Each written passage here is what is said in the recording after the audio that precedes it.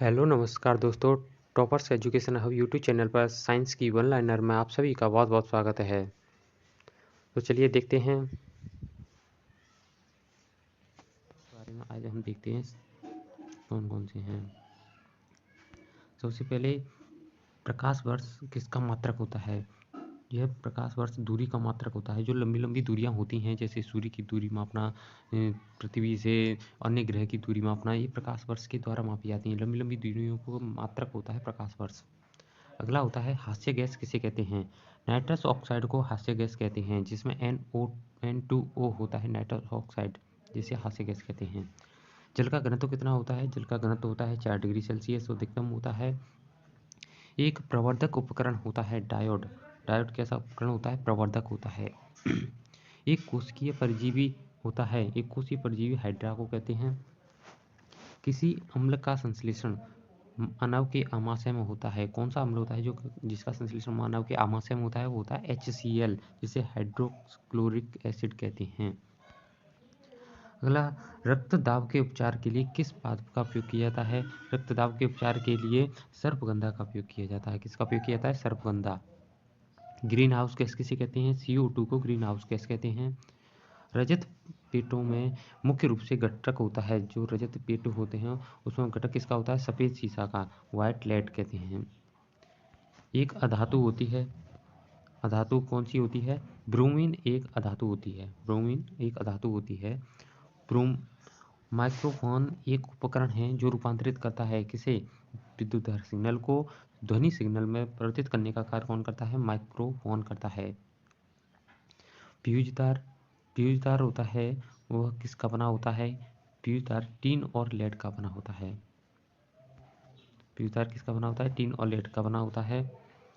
विशालतम अकशेरुकी प्राणी कौन सा है। ऐसा प्राणी जो अकशेरुकी है और विशालतम है, वह है मोलस्का। जीवित जीवों की संरचनात्मक क्रियात्मक इकाई होती है, क्या होती है, कोशिका। कोशिका को जीव की संरचनात्मक क्रियात्मक इकाई कहते हैं। अगला होता है कौन सी वास्तविक मछली होती है। सभी जो भी मछली पड़ते हैं उनमें कुछ मछलियां वास्तविक होती हैं, नहीं तो सभी आभासी मछलियां होती हैं। जैसे डॉग फिश है, वो एक वास्तविक मछली होती है। एक पीढ़ी से अगली पीढ़ी के आनुवंशिक की जानकारी का अंतरण होता है। एक पीढ़ी से दूसरी पीढ़ी में जो आनुवंशिक सूचनाओं की जानकारी ले जाने का कार्य करता है, वो क्या होता है, DNA के द्वारा जाती है। आयोडीन घोल का प्रयोग किसके अस्तित्व की जांच करने के लिए किया जाता है। आयोडीन घोल का प्रयोग शर्करा की अस्तित्व की जांच करने के लिए किया जाता है। और जो मानव या कोई भी लिंग हार्मोन होते हैं, लिंग हार्मोन किसके बने होते हैं, वो मुख्य रूप से स्टेरॉयड के बने होते हैं। क्या होते हैं, स्टेरॉयड होते हैं।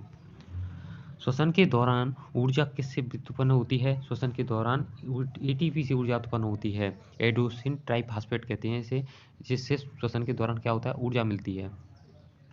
पेट्रोल का अपविस्फोटक रोधी क्या होता है। मतलब पेट्रोल का विस्फोट न हो इसलिए उसका रोधी क्या होता है, लेड टेट्रा एथिल होता है। क्या होता है, लेड टेट्रा एथिल होता है। कौन सा प्राइमेट आधुनिक मानव से निकटतम होता है। कौन सा है जो मानव के निकटतम संबंधी होता है, जिससे मानव की उत्पत्ति हुई है, वो होता है चिंपैंजी। किसी बच्चे में लिंग का निर्धारण कब होता है।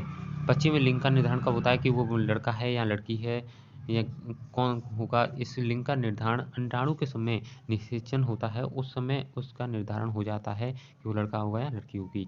जैसे कि XX गुणसूत्र होगा, X गुणसूत्र होगा तो वो लड़की होगी।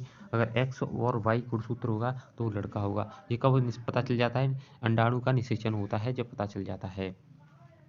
अगला होता है सूखी बर्फ किसे कहते हैं। सूखी बर्फ किसे कहते हैं, कार्बन डाइऑक्साइड को। शुष्क कार्बन डाइऑक्साइड होती है, ठोस कार्बन डाइऑक्साइड, जिसे शुष्क बर्फ कहते हैं। अगला तो सुपोषण किससे संबंधित होता है, नाइट्रेट और फास्फेट से संबंधित होता है। अर्धचालक पदार्थ तो कौन से हैं, जिनमें सिलिकॉन और जर्मेनियम अर्धचालक पदार्थ हैं। अगला है रंगाई के संस्थापक के तौर पर, रंगाई के स्थापक के तौर पर आप क्या इस्तेमाल करते हैं, जिनमें आपको क्रोमियम रबड़ का इस्तेमाल करते हैं। अगला है सूर्य का निकटतम ग्रह कौन सा है। बुध सूर्य का सबसे निकटतम ग्रह माना जाता है। अफीम एक पौधे की उपज होती है, इसे किससे प्राप्त किया जाता है, अफीम होता है इसे शुष्क लेटेक्स से प्राप्त किया जाता है। मतलब अफीम होता है, इस पर एक फल लगता है जो कच्चा फल होता है, ऐसा बड़ा फल लगता है। अफीम का उस फल में चीरा लगा कर उसे काट दिया जाता है, जिसमें से दूध निकलता है। उसे दूध को क्या कहते हैं, सफ़ेद लेटेक्स होता है, उसे निकाल के इकट्ठा कर लिया जाता है, उसे सुखाकर अफीम प्राप्त तैयार की जाती है। अगला होता है वे पदार्थ जो चुंबक से कम प्रतिकर्षित होते हैं वे कहलाते हैं चुंबकीय पदार्थ। वे क्या कहलाते हैं, चुंबकीय पदार्थ कहलाते हैं। मतलब चुंबक से कम प्रतिकर्षित होंगे, सॉरी, प्रतिचुंबकीय पदार्थ कहलाते हैं। अगला है सामान्य नेत्र के लिए कितनी दूरी होती है। सामान्य नेत्र के लिए स्पष्ट दिखने के लिए कम से कम 25 सेमी दूरी होनी चाहिए। 25 सेमी से कम होने पर वो धुंधला दिखाई देने लग जाता है। अगला है गाय के दूध का रंग थोड़ा पीलापन लिए होता है, क्यों होता है, वो कैरोटीन के कारण होता है। गाय के दूध में क्या मिलता है, कैरोटीन होता है। जैसे आपने गाजर देखा हो, गाजर के बीच में पीले कलर की एक डंडी सी निकलती है, उसमें भी क्या होता है, कैरोटीन होता है, जो विटामिन ए का स्रोत होते हैं। मतलब होता है जीवाश्म विज्ञान में किसका अध्ययन किया जाता है। जीवाश्म विज्ञान में जीवाश्म का अध्ययन किया जाता है। जब आँख में धूल पड़ जाती है तो आँख का कौन सा भाग सूजकर लाल हो जाता है, वो होता है आपका दृष्टिपटल। कौन सा भाग लाल होता है, दृष्टिपटल लाल हो जाता है। अगला है इलियम किसका भाग होता है। इलियम श्रोणि मेखला का भाग होता है। किसका, श्रोणि मेखला। पत्तियों के वे छिद्र क्या कहलाते हैं जो समय समय पर द्रव का रिसाव करते हैं, वो होता है स्टोमेटा। एक तो पत्तियों में क्या पाए जाते हैं, पत्तियों में क्या पाए जाते हैं, रंध्र पाए जाते हैं, और ये होते हैं स्टोमेटा। स्टोमेटा समय समय पर द्रव का स्राव करते रहते हैं। स्टोमेटा किसे कहते हैं, रंध्रों को ही स्टोमेटा कहते हैं। अगला है किसी मृत प्राय व्यक्ति का गुर्दा लेने के लिए उसे किस स्थिति में होना चाहिए। उसे केवल तंत्र की प्रक्रियाओं का अवसान होना चाहिए। मतलब मरने को जो व्यक्ति है उसका गुर्दा लेने के लिए उसे केवल तंत्र की प्रक्रियाओं का अवसान होना चाहिए।